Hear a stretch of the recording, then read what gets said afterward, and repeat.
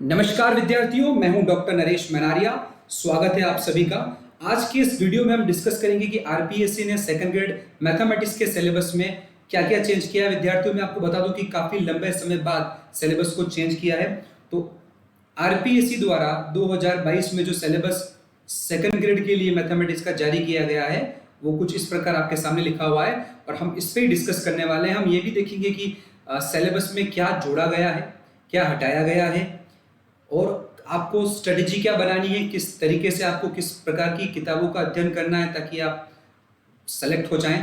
तो सबसे पहले अगर बात करें, अगर हम सिलेबस को लेकर एक अच्छी बात करें यहाँ पर, तो एक अच्छी बात मैं आपको ये कह सकता हूँ कि सिलेबस का यहाँ पर संक्षिप्तीकरण किया गया है। संक्षिप्तीकरण मतलब डिटेलिंग की गई है कि हर एक टॉपिक को यहाँ पर बताया गया है, इलुब्रेट किया गया है, जो पहले नहीं था। जैसे कि अगर डिटेलिंग की अगर हम बात करें तो पहले सिर्फ टॉपिक था एक सेट, रिलेशन और फंक्शन।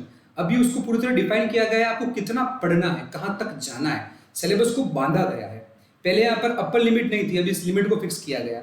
और अगर ऐसी एक बात की जाए जो आपको पसंद नहीं आए तो वो बात यह होगी कि सिलेबस को बढ़ाया गया है। जी हाँ, सिलेबस बढ़ा है पहले के मुकाबले में। और स्पेशली सिलेबस कौन सा बढ़ा है? वो बढ़ा है आपका जो ग्रेजुएशन लेवल का सिलेबस था ना, उसको इन्होंने बढ़ाया है। तो क्या बढ़ा है, क्या घटा है, आइए डिस्कस करें स्टार्टिंग शुरुआत से। हम सबसे पहले बात करें सेकेंडरी और सीनियर सेकेंडरी यानी कि स्कूल लेवल की बात करें सिलेबस की और नंबर सिस्टम की बात करें तो यहाँ पर दे रखा है कि rational numbers, recurring, terminating decimals, existings, तो ये पहले भी थे, रियल नंबर्स और सब कुछ इरेशनल नंबर्स। यहाँ पर एक बात जो नई जुड़ी है वो है यहाँ पर यूक्लिड्स डिवीजन लेमा। इसको यहाँ पर आरपीएससी ने अपने सिलेबस में प्लस किया है, जोड़ा है। बाकी यहाँ पर जो था कंसेप्ट पहले वाला ही था और ये आपको इजीली मिल जाएगी 10th क्लास की बुक में, स्टार्टिंग चैप्टर में आपको मिल जाएगा ये। तो ये जोड़ा गया है प्लस का निशान से। अब बात करें विद्यार्थियों, आगे ज्योमेट्री की बात करें, ज्यामिति की बात करें, तो ज्योमेट्री में यहाँ पर क्वाड्रिलेटर्स, क्वाड्रिलेटर्स यानी कि चतुर्भुज को यहाँ पर क्या किया है, इन्होंने जोड़ा है सिलेबस में। और चतुर्भुज को जोड़ा तो है, साथ में दे रखा है कि आपको कितना पढ़ना है।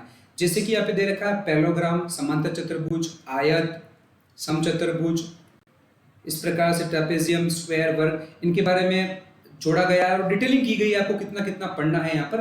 तो ये बात नहीं है सिलेबस में। इसके अलावा साइक्लिक क्वाड्रिलेटर जो है, चक्री चतुर्भुज, वो भी यहाँ पर नया जोड़ा गया है यहाँ पर। तो चतुर्भुज आपको पढ़ना है इस बार और डिटेलिंग भी बताई गई कि कितना पढ़ना है। आगे बात करें यहाँ पर मेंसुरेशन की बात करें, क्षेत्रफल की बात करें विद्यार्थियों, तो यहाँ पर हम क्या कह सकते हैं एरिया को लेकर। सबसे पहले जो दो पार्ट में बांटा गया है, एरिया और सरफेस एरिया एंड वॉल्यूम, यानी कि क्षेत्रफल और आयतन की बात की गई है। तो यहाँ पर पहले जो जुड़ा हुआ था सिलेबस में वो था यहाँ पर फ्रस्टम। फ्रस्टम यानी कि भिन्नक था। तो भिन्नक को इस बार, इस शब्द को इन्होंने यहाँ से हटाया है, यानी कि इसको कम किया है यहाँ पर। ये नहीं है सिलेबस में यहाँ पर इस बार आपके पास जो पहले था वर्ड। बाकी सिलेबस को वैसा ही रखा गया है, थोड़ा शब्दों का हेरफेर किया गया है। तो ये सिलेबस लगभग आप कह सकते हो कि सेम ही है जो पहले आप तैयारी कर रहे थे। अलजेब्रा की बात करें, यहाँ पे बीजगणित की बात करें, तो सिलेबस को बहुत डिटेलिंग की गई है। जैसा कि डिटेलिंग आप यहाँ पे सामने देख सकते हो कि पॉलिनोमियल्स जो है, degree of polynomials, constant, linear, quadratic, cubic polynomials, zeros, detailing की गई है। पहले इसमें से कुछ ही वर्ड थे सिलेबस में, अभी एक एक वर्ड को, एक एक टॉपिक को इन्होंने इलोबरेट कर दिया, बढ़ा के लिखा गया यहाँ पर। ठीक है, इस तरीके से आकर देखिए यहाँ पर तो रिमाइंडर थ्योरम है, फैक्टर थ्योरम है, द्विघात समीकरण यहाँ पे दिए हुए हैं, क्वाड्रेटिक इक्वेशन है। उसके अलावा यहाँ पर दिया हुआ है एक स्पेशल बात बताऊं मैं आपको। तो अब अलजेब्रा जो कॉम्प्लेक्स नंबर्स है यहाँ पर, तो जो सम्मिश्र संख्याएं जो आप पढ़ते हैं, तो यहाँ पर सम्मिश्र संख्याओं में इन्होंने थोड़ी डिटेलिंग दी है।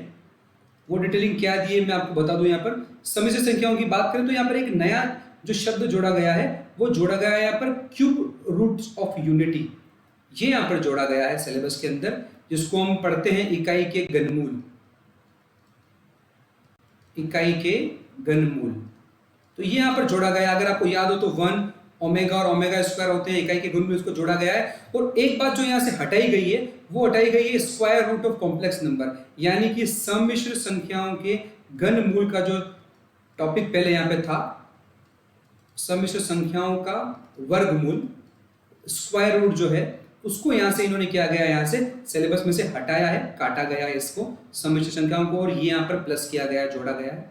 ठीक है। एक बात और मैं बता दूं यहाँ पर कि पहले यहाँ पर अलजेब्रा के अंदर आपका गणितीय आगमन का सिद्धांत भी था, यानी कि principle of mathematical induction PMI.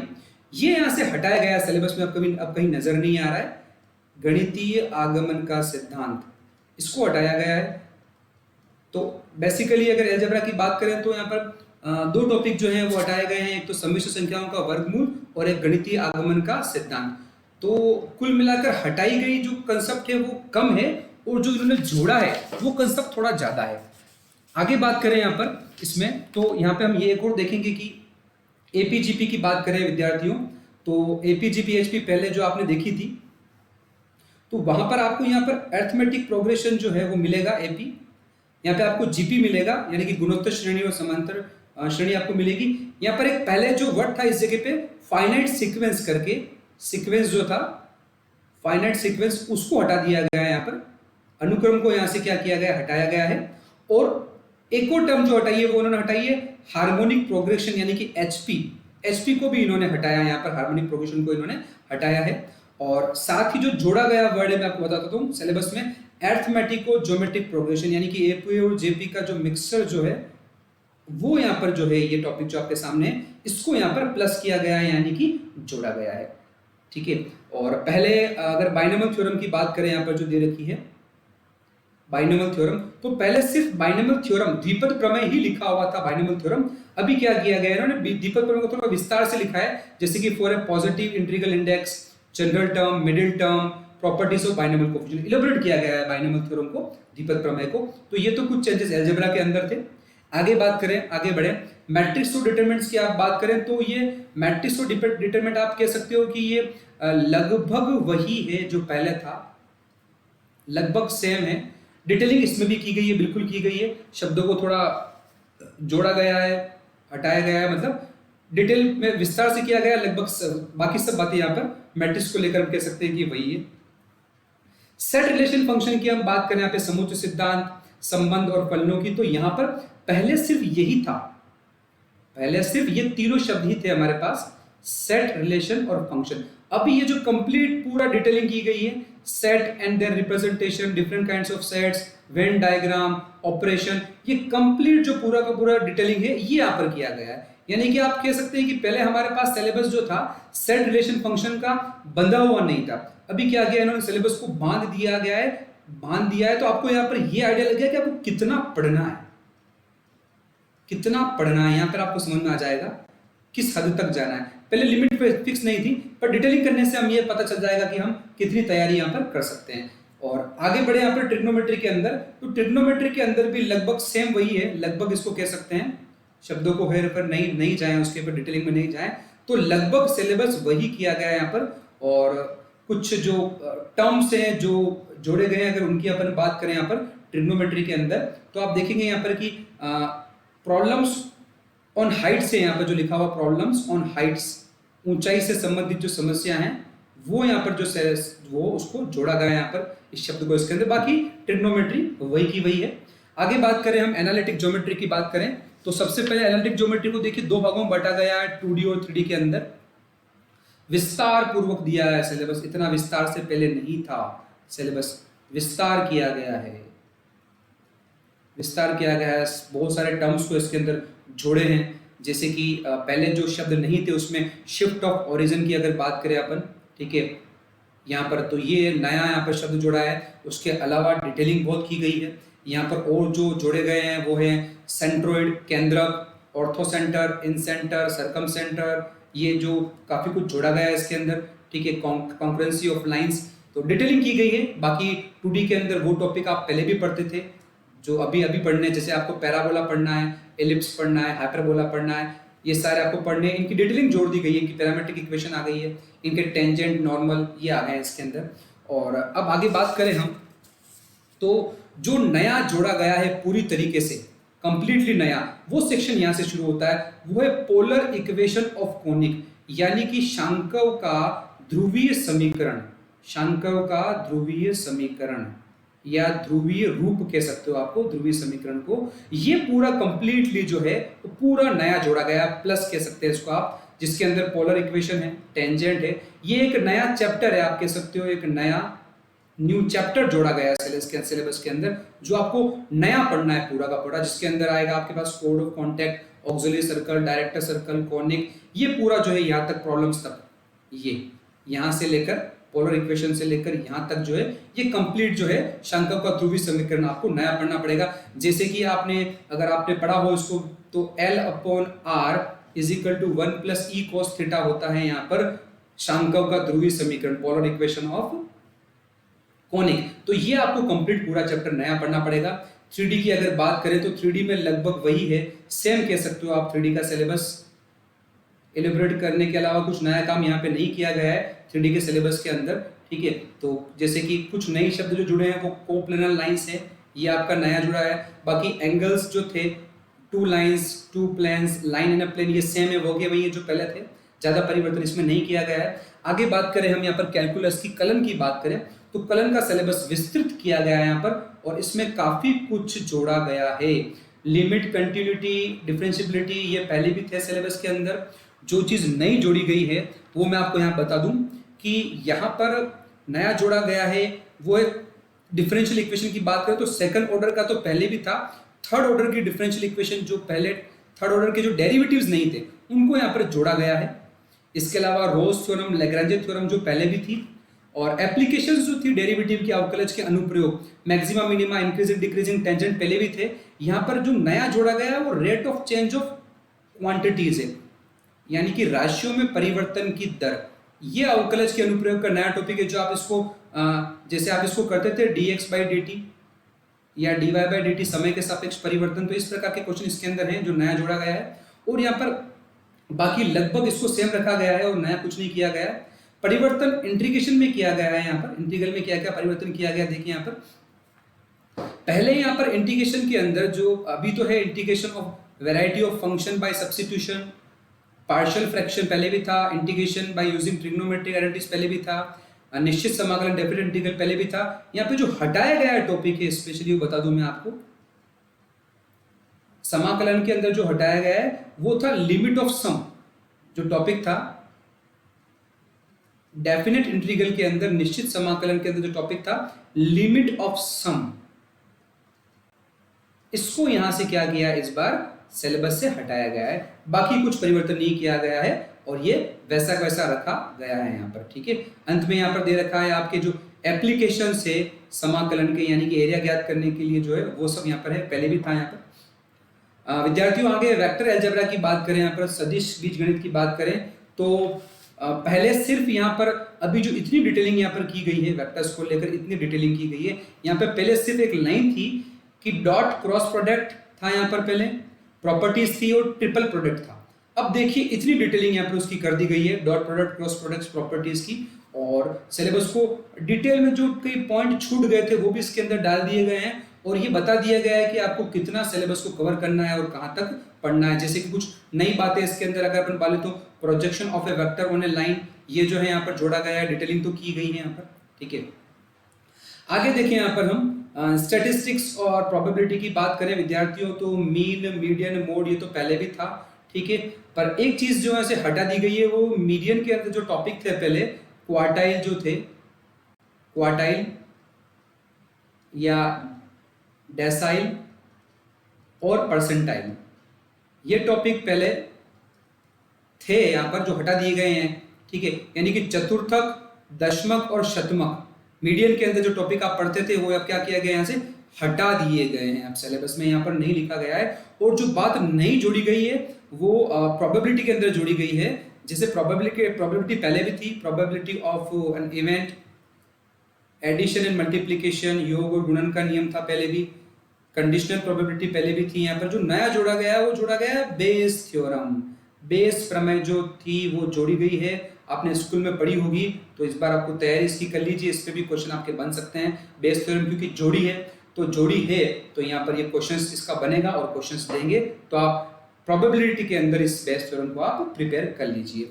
अब विद्यार्थियों बात करें सेकंड पार्ट जो है इसका, हम ग्रेजुएशन की बात करें। यहाँ पर ग्रेजुएशन स्टूडेंट की अगर आप बात करो, यहाँ पर बीएससी की बात करें तो बीएससी के सिलेबस में बहुत विस्तार किया गया है, सिलेबस बढ़ाया गया है। सिलेबस बढ़ाया गया है, क्या बढ़ाया है वो हम देखते हैं। स्टार्ट करते हैं यहाँ पर एब्स्ट्रैक्ट अलजेब्रा से, जिसमें जो आप ग्रुप थ्योरी नाम से भी इसको आप जानते हैं, समूह सिद्धांत। ग्रुप थ्योरी, समूह सिद्धांत के अंदर डेफिनेशन, एग्जांपल्स, जनरल प्रॉपर्टीज ये पहले भी थी और अभी भी है। यहाँ पर डिटेलिंग करने के लिए कुछ टर्म्स जोड़ दिए, जैसे कि साइक्लिक ग्रुप जो है, चक्रीय समूह, यहाँ पर क्या किया गया है, जोड़ दिया गया है और डिटेलिंग की गई है। कैलस थ्योरम, सब group, Lagrange's theorem, product of theorem, सब ग्रुप, ये पहले से ही थे। और विद्यार्थियों कुछ नई बातें स्पेशली जो जोड़ी गई है वो मैं आपको यहाँ पर बता दूं। देखिए ये जो यहाँ पे लिखा हुआ ना, conjugate elements, conjugate complexes, centre of group, simple group, centre of group, normaliser of an element of complex, ये कंप्लीटली नया जोड़ा गया है।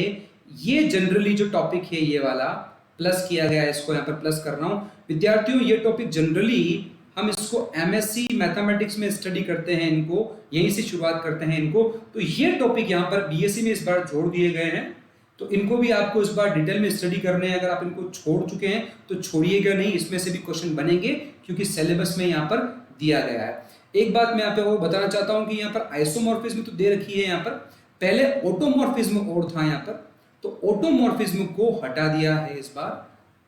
ये टॉपिक यहां से क्या किया, हटाया गया। हटाया सिर्फ एक गया है, जोड़ा बहुत कुछ गया है, ठीक है। तो ये आपको ध्यान रखना है इन टॉपिक्स के बारे में। और अब बात करें अपन रियल एनालिसिस की बात करें, तो रियल एनालिसिस में कोई चेंज नहीं किया गया है विद्यार्थियों, क्योंकि पहले ही इतना कुछ डिटेलिंग इसकी दे दी थी इन्होंने। इस बार इनको चेंज नहीं किया है, उसको वही का वही रखा गया है रियल एनालिसिस को।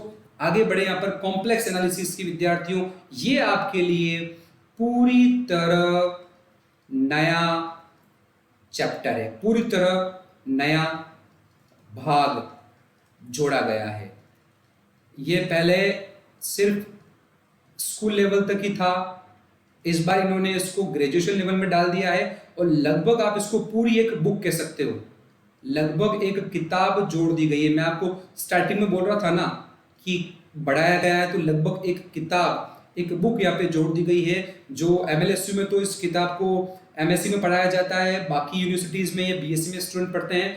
Functions, limit, continuity and differentiability of complex function, concept of an analytic function, Cartesian and polar form of CR equation, harmonic function, conjugate function and conformal mapping, ये पूरा कंप्लीटली नया जोड़ा गया है, जो ग्रेजुएशन स्तर पे आपको तैयारी में काम में लेना है। ठीक है विद्यार्थियों, इसको आपका ध्यान रखना है। इसके अलावा कैलकुलस देखिए, आप कैलकुलस देखिए आपके होश उड़ जाएंगे, इतना लेंदी सिलेबस दिया गया है। देखिए यहाँ पर डिटेलिंग की गई एक एक पॉइंट की। कैलकुलस के अंदर, कलन के अंदर जो भाग पहले छूट गए थे, जो छोटे छोटे टॉपिक पहले नहीं थे, वो सब अब डाल दिए गए हैं। स्टार्टिंग करें अपन पोलर कोऑर्डिनेट से, एंगल बिटवीन रेडियस वेक्टर और टेंजेंट से, angle between curves in polar form, length of polar सब टेंजेंट, पोलर सब नॉर्मल, पैडल इक्वेशन, ये सब कुछ यहाँ पर जोड़ा गया है। कर्वेचर तक जोड़ा गया है जो पहले नहीं था। ये टॉपिक पूरा का पूरा कंप्लीटली ऐड किया है आरपीएससी ने। पहले पार्शियल डिफरेंशियल इक्वेशन से शुरू होता था, आइलर्स थ्योरम थी, मैक्सिमा मिनिमा था, अब इन्होंने आगे इसको और बढ़ा दिया गया है। विद्यार्थियों एक टॉपिक और है इसके अंदर, एनवेलप्स एंड इवोल्यूट्स, ये टॉपिक पूरी तरह नया किया गया है, नया जोड़ा गया है। ये पहले सिलेबस में नहीं था, इसको प्लस किया गया है यहाँ पर, इसको प्लस किया गया है यहाँ पर और डिटेलिंग की गई है। विद्यार्थियों पहले बीटा और गामा फंक्शन भी थे, उनके कुछ क्वेश्चंस भी थे, बट अब इसको और आगे बढ़ा दिया गया है, यानी कि differentiation and integration under the sign, मतलब differentiation and integration under the sign of integration topic जोड़ा गया है। रेक्टिफिकेशन नया जोड़ दिया गया है यहाँ पे विद्यार्थियों। और तो और यहाँ पर डिटेलिंग की गई है, जैसे कि अगर आप बात करें यहाँ पर तो volume, discrete integral, change of order of integration, ये जो टॉपिक है समाकलन के क्रम में परिवर्तन, ये भी यहाँ पर जोड़ दिया गया है नया का नया। तो कॉम्प्लेक्स एनालिसिस तो पूरा नया था और कैलकुलस आप कह सकते हो कि पहले के मुकाबले में 2 गुना हो गया है। अब ये 2 टाइम्स हो गया, 2 गुना बढ़ा दिया गया है सिलेबस। जो टॉपिक छूट गए थे पहले कैलकुलस की बुक में, वो अब यहाँ पर डाल दिए गए हैं। ठीक है, अब आगे देखें यहाँ पर हम तो, अच्छा कैलकुलस कॉम्प्लेक्स, इन सब जो ग्रेजुएशन के टॉपिक है विद्यार्थियों, इसमें कोई घबराने वाली बात नहीं है। इस अभी 2 टॉपिक को डिस्कस करने के बाद मैं आपको बताऊंगा कि आपको ग्रेजुएशन की तैयारी किन किताबों से करनी है और आपको स्कूल लेवल की जो मैथमेटिक्स है उसकी तैयारी किन बुक से करनी है, तो आपको आइडिया लग जाएगा इसमें। ठीक है, आगे देखें यहाँ पर। और डिफरेंशियल इक्वेशन की बात करें, यहाँ पर अवकलन समीकरण की बात करें, तो अवकलन समीकरण के अंदर नो चेंज है, चेंज नहीं किया गया है। इसका कारण ये है कि पहले ही सब कुछ दिया हुआ था, यानी कि ऑर्डिनरी डिफरेंशियल इक्वेशन थी जो फर्स्ट ऑर्डर फर्स्ट डिग्री की थी, फिर उसके बाद फर्स्ट ऑर्डर हायर डिग्री की थी, फिर उसके बाद linear differential equation with constant coefficient था यहाँ पर ये, तो ये सब पहले भी थे और अभी भी हैं, तो यहाँ पर इसमें ज़्यादा कोई चेंज नहीं किया गया है। इसी तरह विद्यार्थियों वेक्टर कैलकुलस में भी आप कह सकते हो कि चेंज नहीं है, शब्दों का हेरफेर किया गया है और डिटेलिंग की गई है, चेंज नहीं है। और पूरी की पूरी जो आपकी सदिश कलन की बुक है, वेक्टर कैलकुलस की बुक है, वो पूरी इसके अंदर इनडायरेक्टली समा चुकी है, तो आपको ये तैयारी करनी है। ये स्टोक्स थ्योरम, ग्रीन्स थ्योरम और गॉस थ्योरम पहले भी थी, तो अब भी आपको तैयारी करनी है। चेंज जो विद्यार्थियों ग्रेजुएशन में और हुआ है, सबसे बड़ा चेंज जो हुआ है कि ये वाला जो पार्ट है 3D का, ये 3D जो है स्फेयर कोन सिलेंडर, ये पूरी तरह नया सिलेबस है, पूरा नया जुड़ा है, पूरा नया जुड़ा है सिलेबस के अंदर।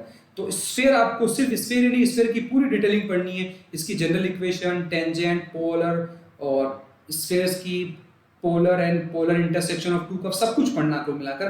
कोन भी आपको पूरा करना है, शंकु, सिलेंडर आपको पूरा पढ़ना है, तो ये कुल मिलाकर आपकी लगभग आधी किताब आप कह सकते हो इसकी 3D की जो बुक है, 3D की बुक आपको प्रिपेयर करनी है स्फीयर कॉन सिलेंडर की। विद्यार्थियों इसके बहुत से जो वीडियोस हैं स्फीयर कॉन सिलेंडर के, वो अवेलेबल हैं। मैंने यहाँ पर विद्यार्थियों के लिए हेल्प के लिए इनकी डिटेलिंग से मैंने इनको पढ़ाया है।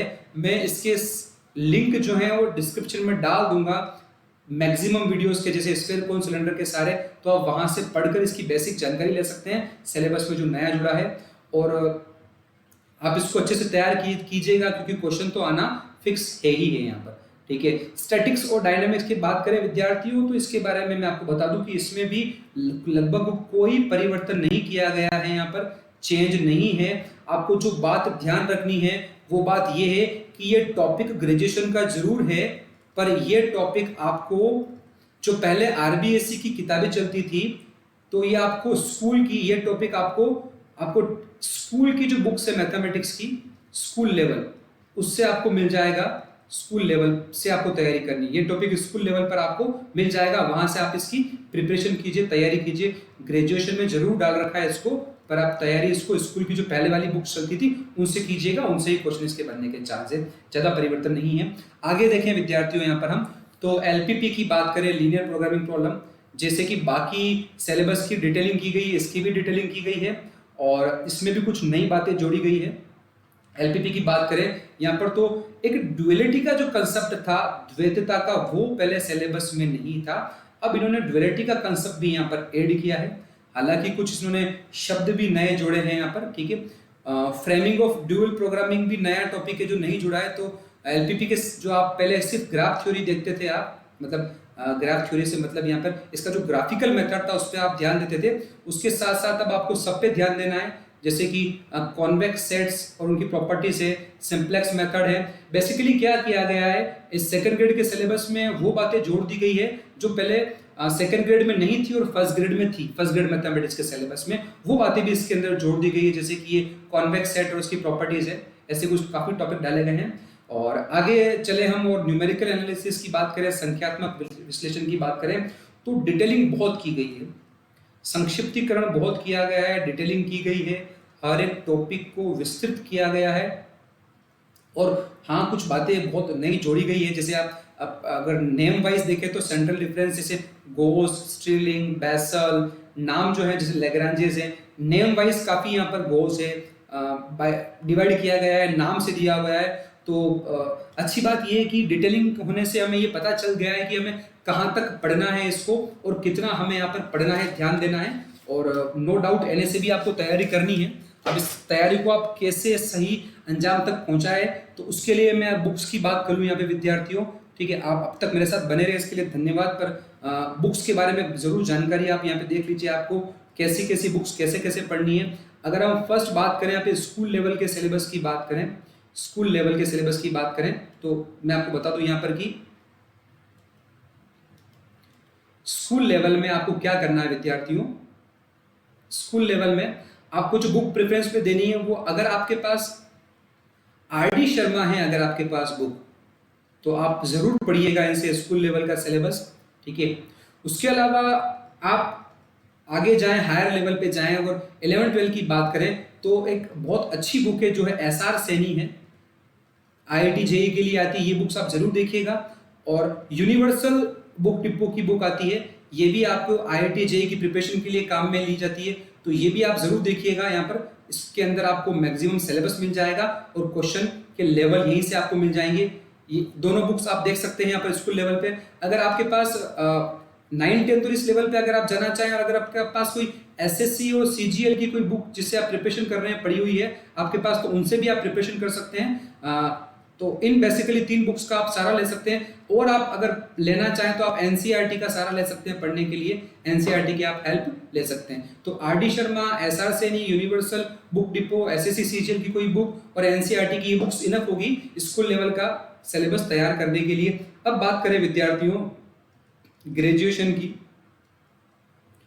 तो BSc की जिसकी हम बात करें तो आप नवकार पब्लिकेशन की बुक जरूर पढ़िएगा, कोकू साहब द्वारा जो लिखी गई है नवकार पब्लिकेशन की बुक,